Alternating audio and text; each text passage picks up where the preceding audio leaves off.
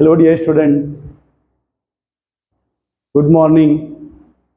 हम लोग बात करेंगे बोहर मॉडल का। इसका नाम करेंगे बोहर मॉडल का। ठीक है। अब देखो, ये जो मॉडल था ये based on Planck quantum theory and Rutherford model. ये बेस्ड कहाँ पे था? Planck quantum theory and Rutherford model. तो पहला पॉइंट इसमें मतलब पॉइंट नहीं, पहले ऐसे लिखिएगा कि जो बोर मॉडल है किस पे बेस्ड है, यानी किसको ये एक्सप्लेन करने की कोशिश करता है, किसकी कमियों को दूर करता है। तो रदरफोर्ड के मॉडल को और बोर के मॉडल को लिखिएगा। It is the based on it is based on Rutherford model and Planck quantum theory. Planck quantum theory ये किस पर बेस्ड है भैया? रदरफोर्ड मॉडल पे और प्लैंक क्वांटम थ्योरी पे। ठीक है। तो लिखेंगे पोस्टुलेट, यानी बोर ने क्या कहा, या कह सकते पॉइंट ऑफ बोर मॉडल या statement of Bohr model. Bohr होता है बोर मॉडल, या उसी बोलते हैं पोस्टुलेट ऑफ बोर मॉडल। पहला इन्होंने पोस्टुलेट वही दिया जो रदरफोर्ड ने दिया था। पहला पोस्टुलेट इन्होंने यही दिया जो रदरफोर्ड ने अपने न्यूक्लियर मॉडल में दिया था कि जो एटम का सेंटर होता है उसमें न्यूक्लियस होता है, उस न्यूक्लियस में न्यूट्रॉन और प्रोटॉन होता है, और प्रोटॉन के बाहर मतलब न्यूक्लियस के बाहर इलेक्ट्रॉन होता है। इलेक्ट्रॉन बाहर घूमता रहता है, रिवॉल्व करता है, सर्कुलर पाथ में रिवॉल्व करता है। उसी सर्कुलर पाथ को ऑर्बिट कहते थे अकॉर्डिंग टू रदरफोर्ड मॉडल। देखिएगा पहला point, atom have a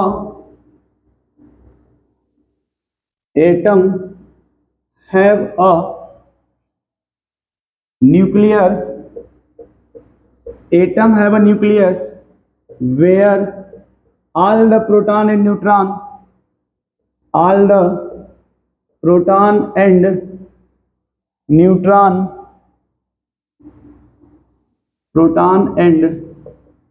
neutron are present,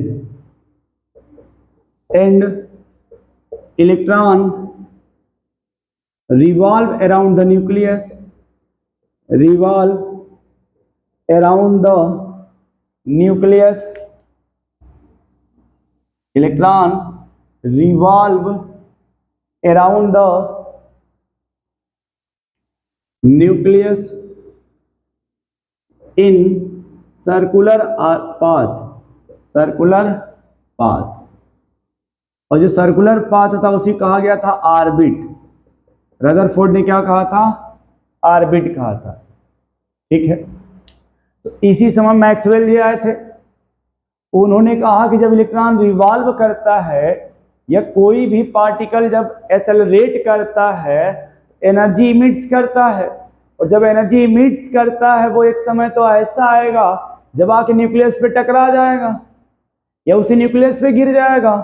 तो जैसे उन्होंने ये एक्सप्लेनेशन दिया, रदरफोर्ड जिसको एक्सप्लेन नहीं कर पाए, तो इन्होंने दूसरा पोस्टुलेट दिया बोहर ने। अब ये बोहर का यहां से स्टार्ट होता है एक तरह से कहा जाए तो। पहला वाला ये पोस्टुलेट तो बोहर ने जो दिया था वो रदरफोर्ड से ही मैच कर रहा था, इसलिए बोहर ने फिर दूसरा पोस्टुलेट दिया मैक्सवेल को शांत करने के लिए। ठीक है। तो इन्होंने कहा कि अगर ये मान लो न्यूक्लियस है, इसके बाहर इस तरह से बहुत से ऑर्बिट होंगे।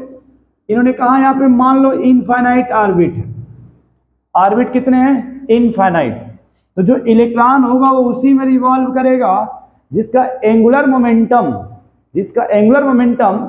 इंटीग्रल मल्टीप्लाई होगा, जिसका एंगुलर मोमेंटम h/2 के इंटीग्रल मल्टीपल होगा।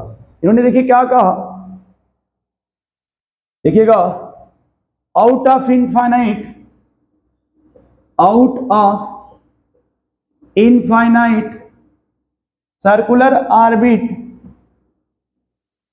इनफाइनाइट सर्कुलर ऑर्बिट, यानी कह रहा out of infinite circular orbit, कोई भी अगर एटम होगा उसमें न्यूक्लियस के बाहर इनफाइनाइट सर्कुलर ऑर्बिट होगा, न्यूक्लियस के बाहर इनफाइनाइट सर्कुलर ऑर्बिट होगा, out of infinite circular orbit. ठीक, कहेंगे an electron can revolve, an electron can revolve in only, यहीं से बना लीजिएगा, only those circular orbit, those circular orbit, those circular orbit for which angular momentum is, for which angular momentum is integral multiple होगा, is integral multiple of h/2π। इन्होंने कहा only those circular orbit for which angular momentum is integral multiple of h/2π। Bohr ने कहा nucleus के बाहर infinite orbit है but out of infinite, उनमें से केवल उसी में रिवॉल्व करेगा जिसका एंगुलर मोमेंटम h/2π होगा, h/2π होगा। कहते हैं सर MVR, MVR ये क्या है, एंगुलर मोमेंटम क्या होता है, NH/2π, जब n की वैल्यू क्या होगी 1 2 3 4 इनफाइनाइट।